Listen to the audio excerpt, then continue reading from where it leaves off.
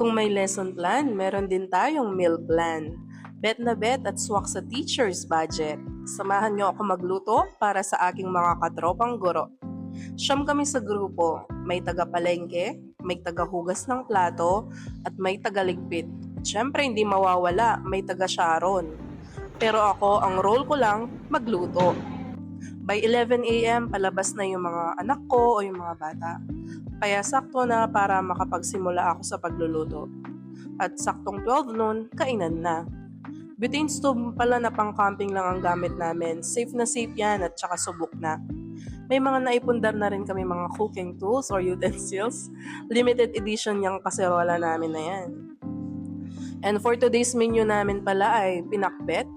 Kadalasan gulay talaga yung go-to dish namin. Bukod sa mura, masustansya pa. And minsan sinasahugan lang namin ng kaunting baboy or ng giniling, ganyan. Actually, nadatnan ko na lang yung ganitong gawain ng mga kasama ko. Dati nakikikain lang ako, pero ngayon, na-promote na ako na yung tagaluto. Mas practical talaga kasi kapag nagluluto kami kaysa bumibili or nagbabaon. Hindi mo na kailangan gumising ng maaga para mag-prepare. At kapag kakainin mo pa mainit-init pa. Bonus pa nakakapag-power nap kami kahit mga 30 minutes lang bago yung 1 p.m. class namin. Iba't ibang grade level nga kami, pero tuwing kainan, nagkakabanding kami. Nag-share ng experiences sa mga estudyante, nagbibigay ng ideas, lalo na tungkol sa teaching strategies. Ang saya lang. Ang sarap sa pakiramdam na may kasama kang kakain at kakwentuhan, kaya tuloy napapasarap palagi yung kainan namin.